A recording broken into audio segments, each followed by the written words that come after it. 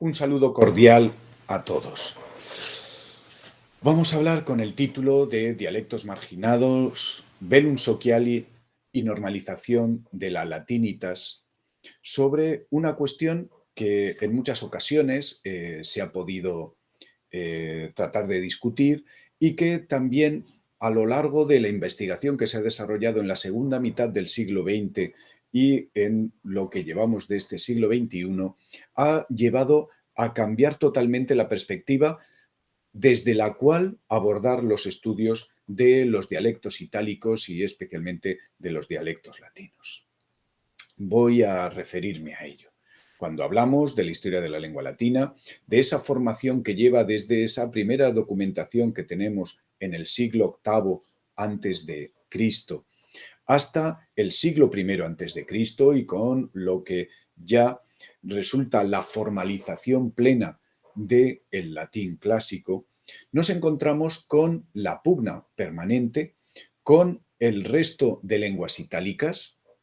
a veces incluso denominadas en los manuales más tradicionales como dialectos itálicos, derivados todos ellos en buena medida de las lenguas indoeuropeas, formando para algunos una familia específica dentro de la península itálica, esa relación con el osco, con el umbro, la relación con otros posibles pueblos, la discusión acerca de la relación y la filiación que tenemos que establecer de la lengua etrusca como lenguas fundamentales. Desde este punto de vista nos encontramos también ya en la zona que rodea a Roma, en todo lo que es el Lacio, con diferentes testimonios que nos llevan a la interpretación o al estudio de lo que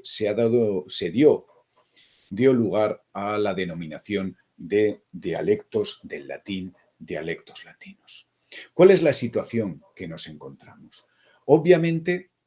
para la exposición, la breve exposición que voy a desarrollar, tenemos que concebir o partimos del hecho de que la lengua y los testimonios que conservamos de ella, cuando vamos a hablar, obviamente, de la lengua latina en el periodo antiguo, tenemos que partir del hecho de que la lengua siempre acompaña el devenir sociohistórico de los hablantes que la utilizan. Este hecho, como veremos, es importante. Cuando hablamos de la historia de Roma y por lo tanto también de la historia de la lengua latina, nos encontramos con que en esos siglos antes de la era, esos siglos antes de Cristo, nos está llevando a la expansión de Roma, a ese crecimiento continuo, ese crecimiento que le llevará posteriormente a la generación de todo un imperium e incluso ese crecimiento que ya de una manera desmedida y permanente le llevará a su propia crisis en el futuro, pero ahora no es el asunto de nuestra charla. Ahí va a entrar en contacto con toda esa serie de pueblos que hablan otras lenguas indoeuropeas, que hablan lenguas no indoeuropeas y también con esos dialectos del latín. ¿Qué es lo que sucede? ¿Qué enfrentamiento se va a producir entre ellos? Ya Kinich, en una obra que es clásica, Pueblos en la sombra, en la que nos trata de contar la historia antigua a partir de los rivales de Grecia y Roma, colocando el objetivo del relato no en narrar la historia de Grecia, de la Grecia clásica, o narrar la historia de Roma, sino en narrar esa misma historia, pero colocando el foco o colocando el objetivo de la narración desde esos pueblos que fueron finalmente derrotados. Precisamente el libro de Kinich concluye en la Segunda Guerra Púnica y en esa alianza que se va a producir, sobre todo de los pueblos oscoumbros, con Aníbal en el enfrentamiento contra Roma, siendo finalmente, como todos sabemos, derrotado Aníbal en ese conflicto. Este conflicto, cuando ya Roma ha derrotado definitivamente en la Tercera Guerra Púnica a Cartago, cuando ya se está produciendo de manera definitiva su asentamiento en la península ibérica, cuando se ha producido su expansión hacia Oriente con las guerras contra Mitrídates. Toda esa expansión produce una nueva crisis y una contestación por parte de los pueblos itálicos. Estos pueblos itálicos van a generar lo que se denominó el Bellum Sociale, muy mal traducido, pero consagrado en buena parte de la historiografía como guerra social. Realmente la traducción correcta es la guerra de los aliados, donde oscos y umbros, los samnitas y los umbros,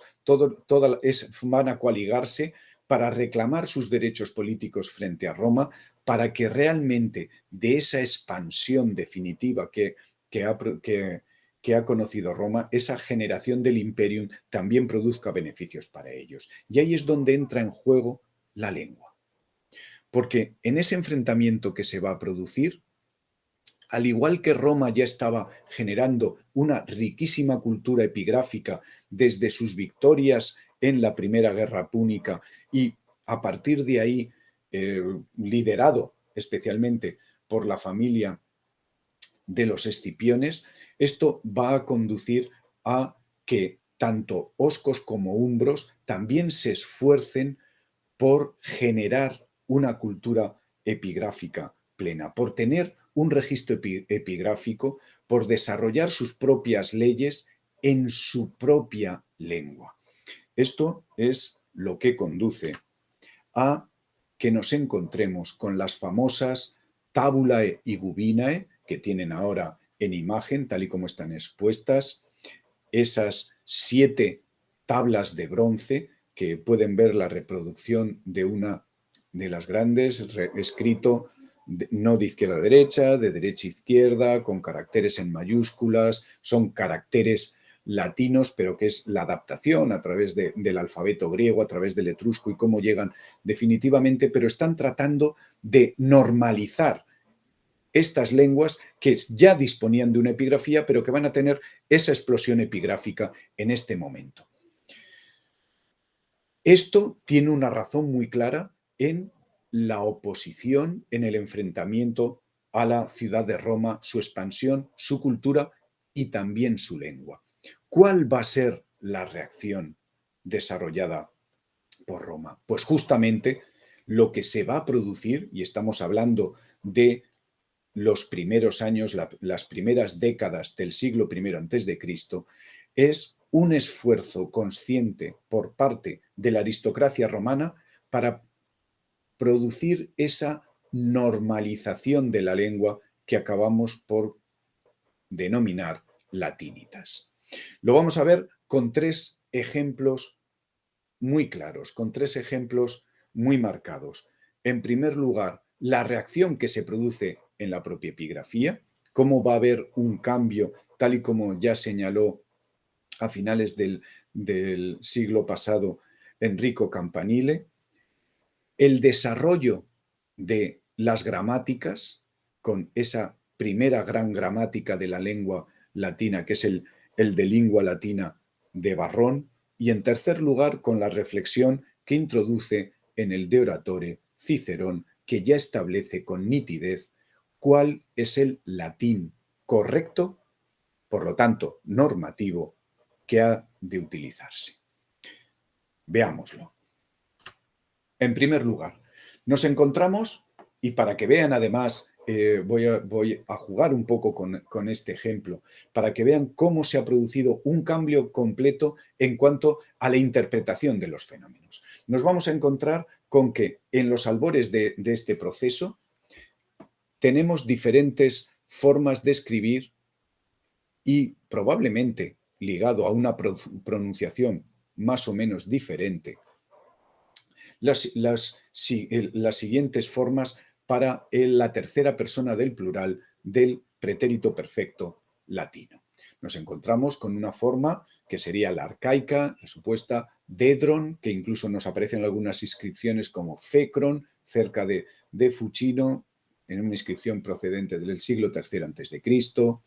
dédero, en Preneste, siglo III, Dedrot, en Pésaro, siglo II a.C., Dedron, en la propia Roma, y Dedro, en Pésaro. ¿Cuál es la explicación tradicional que podemos encontrar, por ejemplo, en la morfología histórica del no? Pues Déderon sería la forma antigua que va a dar lugar en su evolución a Dederunt, que es la forma que conocemos del latín clásico. Y por lo tanto tendríamos un latín urbano, el latín correcto, que sería Dederont como forma que ya estaría incorporada en las fases más arcaicas de la lengua latina, y frente a ello todo el resto de las formas compondrían el latín dialectal, los dialectos del latín. Ahora bien, ¿cuál es la explicación que nos lanza Campanile? Esta forma no es el modo de abordar la situación real de los dialectos. Nos encontraríamos realmente con que, tal y como nos muestra la epigrafía, tendríamos diferentes formas, diferentes incluso pronunciaciones, pero al oído sonoras e identificables, que en eso consiste también el fenómeno diatópico, el fenómeno dialectal, Déderon, Dedron, Dedro, Dedron, Dedro, que darían lugar en la normalización a esa forma unitaria Déderon evolucionada posteriormente en Déderon. Es decir, no tendríamos desde el primer momento una forma marcada, sino que tendríamos diferentes posibilidades dialectales para la construcción de esta tercera persona del plural del pretérito perfecto. Que sólo el proceso epigráfico posterior y normativo posterior que se desarrolla como reacción al conflicto con los aliados, como reacción a esa epigrafía y a esa escritura que se desarrolla en el mundo osco-umbro, va a estabilizarse y a consolidarse en el siglo I, marginando, como podemos ver, a todas las formas. Nos quedaríamos con una sola, de ahí el título de nuestra intervención. Dialectos que son marginados, que son arrumbados cuando se produce el fenómeno de normalización. Este fenómeno es el que va a desarrollar Barrón en el de lengua latina, donde nos vamos a encontrar que ese principio de analogía frente a la anomalía, claro, toda la serie de formas dialectales corresponden a principios de anomalía. Son formas diferentes y la analogía, lo que como principio rector, como principio organizador de una gramática, nos va a llevar a la desaparición, a la marginación de las variantes dialectales por anómalas para recurrir a una regularización analógica. Y esto es lo que finalmente lleva en esa regularización, en esa normalización de la lengua, a que Cicerón, en De Oratore 344, distinga claramente en este asunto, puesto que existe una cierta forma de pronunciación propia del linaje romano, y aquí viene la parte importante, urbisque, propia de la ciudad, en la que nada puede ofender, nada puede desagradar, nada puede resultarnos sorprendente, nada puede sonar o apestar a extranjero, pero claro, extranjero no porque hable otra lengua, sino hablando lengua latina, y entendamos que ahí el término extranjero, peregrinum, no solo es de territorios bárbaros o no latinoparlantes, sino también latinoparlantes, pero externos. Sigamos a esta y no solo aprendamos a evitar la aspereza rústica, y ahí tenemos sin duda el conjunto de dialectos, sino incluso la insolencia extranjera. Es decir, hemos pasado de una situación en la cual la variedad dialectal estaba perfectamente contemplada y aparecía en los testimonios epigráficos, a una situación de regularización forzada o a la que se llega en una situación de conflicto,